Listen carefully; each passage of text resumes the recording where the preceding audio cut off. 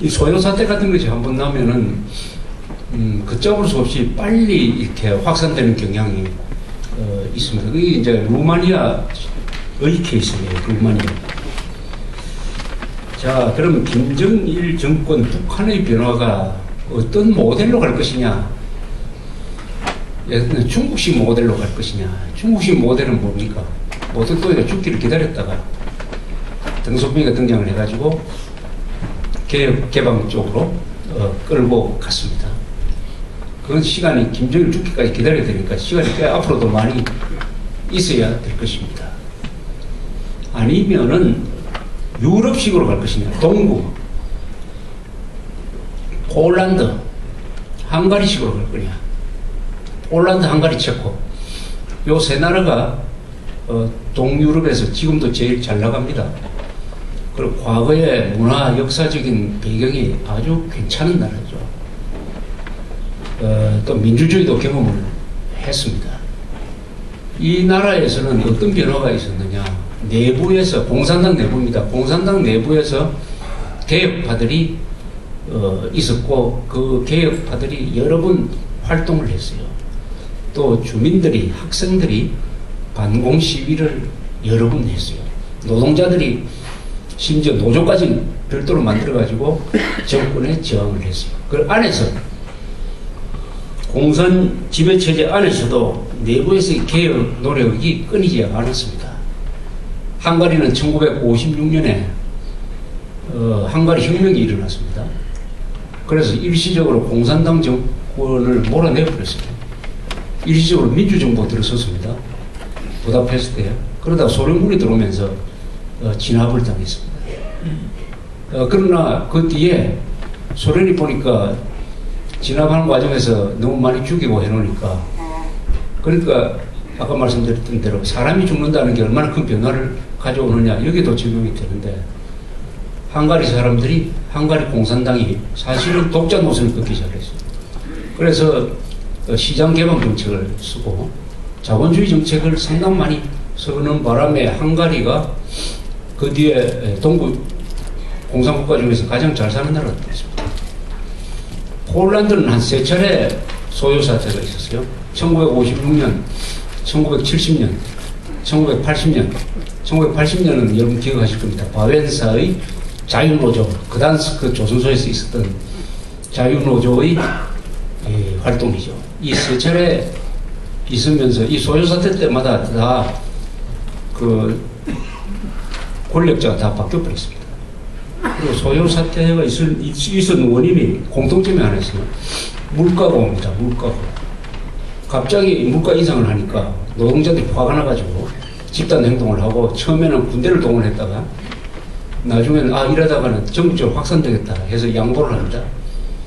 폴란드 공산당이 양보를 해서 책임을 지어가지고 제1서기를 물러나게 하고, 이렇게 해왔습니다. 폴란드. 체코도 1968년에 이 민주화 시위가 있어가지고 한때 두버 체크라는 사람이 집권까지 했어요. 괜찮은 사람인데. 그러다가 소련이 군대를 보내가지고 탄압을 했습니다. 따라서 이 세 나라는 다 내부적인 노력이 있었어요. 그 저항에 소련이 일단 탄압을 해서 공산당 정권을 유지를 시키지만은 그 노력 때문에 독자 노선을 상당히 소련이 허용을 하면서, 그러다 보니까 이 세 나라에서는 공산당 정권이 교체될 때 피를 흘리지 않았습니다. 왜냐? 그 내부에 개혁 세력이 있었기 때문에 스무스하게 되어 있어요. 아무도 피를 안 흘렸습니다. 이미 그 전에 피를 흘렸기 때문입니다. 미리 조금씩 피를 흘렸으니까 그렇게 된 거라고 볼 수 없어요. 그런데 루마니아는 어떻게 됐느냐? 루마니아는 차우세스쿠라는 사람이 1960년대에 집권을 해가지고, 이 사람은 반소 정책을 썼어요. 반소라기보다는 하여튼 소련 노선과 별도의 독자 노선을 가기 시작합니다. 그러니까 서방 세계에서 차우세스쿠를 굉장히 높게 평가를 했어요. 60년대 차우세스쿠는 아주 스타였습니다. 굉장히 인기가 있었습니다. 그리고 소련 군대가 1968년에 체포에 들어가서 민주화 시위를 탄압하는 데 대해서 반대했어요. 공산국가 중에서 유일하게 반대를 천명을 했는데 71년에 이 사람이 세 나라를 방문해요. 모택동의 중국, 김일성의 북한, 그리고 월남을 방문하고 돌아와서 사람이 확 바뀌어버렸습니다. 특히 김일성을 만나고 나서 사람이 달라져 버렸어요. 김일성이가 그 주체사상을 앞세우면서 또 독자 노선을 가면서 주민들로부터 그렇게 존경을 받는다고 생각했겠지. 그걸 보고 감탄을 했습니다. 그래서 김일성 노선을 자기 루마니아 운영의 지도 방침으로 만들어줬어요.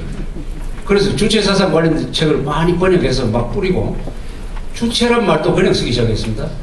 루마니아 사람들이 주체 그래요. 96년에 제가 루마니아에 가니까 그렇게 기억합니다. 왜 이런 일이 일어나느냐. 이 독재자들은 아주 성격상 공통점이 있어요. 독재자들은 누구를 가장 존경하느냐. 자기보다 더 독재하는 사람을 존경합니다.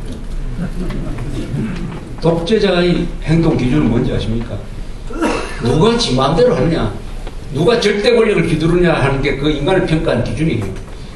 누가 좋은 사람이냐, 누가 주민들을 많이 먹여 살리느냐, 이게 기준이 아니에요. 그래서 히틀러가 말이죠. 히틀러가 소련하고 전쟁을 치면서 자기 측근들이 모였을 때는 스탈린을 부러워했답니다. 스탈린을 부러워. 히틀러보다는 스탈린이 훨씬 더 정제적인 권력을 행사했어요. 그래서 김일성, 김정일을 만나고 와가지고 감복해야 하는 자들은 그 자들이 독재자이기 때문에 그렇습니다. 그 마음속에 독재자적인 가치관이 있기 때문에 김일성, 김정일 만나면은 기가 죽고 돌아와가지고 김일성, 김정일한테 좋은 이야기 합니다. 그 마음속에 독재자이기 때문에. 같은 통속이기 때문에 그런 것입니다. 남한에 김일성, 김정일 만나고 와서 누가 그렇게 변했는지, 그건 제가 설명 안 해도 잘 아실 거 아닙니까? 차우세스부가 그렇게 되어버렸습니다. 그래서 김일성이가 망친 사람입니다. 이 사람은.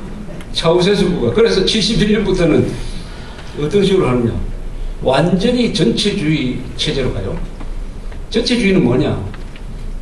사생활까지 일일이 통제하는 겁니다. 독재는 뭐냐. 사생활은 자유를 주고 박정희 했던 식으로 공적인 부분에서 통제를 하는 것입니다. 뭘 먹어야 된다, 뭐 낙태를 해야 되냐 말아야 되냐, 뭐 아이를 몇 사람 낳을 거냐, 이거 통제하면 이게 이제 북어식으로 가는데. 그래서 71년부터 71년에 7월 태제라는 걸 발표하면서 차우세스쿠가 북한 노선을 가기 시작을 하면서 그 괜찮은 나라가 엉망진창이 되었습니다. 그런데 이런 걸 하면은 이 사람들이 주로 뭘 하느냐. 북한하고 똑같다는 게 뭐냐면은 북한에서 뭐 거대한 건물 짓고 동상 짓고 거리를 엄청 거리를 넓혀가지고 만들고 하는 게 다 뭡니까? 독재자 한 사람 기분 좋게 하기 위해서 합니다. 과대망상증을 만족시키기 위해서. 이 차우세스쿠도 막 부카레스트라는 그 도시를 그런 식으로 개발했어요. 인민궁전이라고 해가지고 세계에서 두 번째로 큰 건물을 만들었습니다. 제일 첫 번째로 큰 건물은 펜타곤이죠. 미국 국방부 건물이 세계에서 제일 큰 사무실 용도의 건물이다. 그 버금가는 걸 만들고 거리를 일직선으로 긋고 이런 짓을 하고, 그 다음에 외채가 좀 있다고 하니까 우리 외채 갚기 운동가 있어요. 외채 갚기.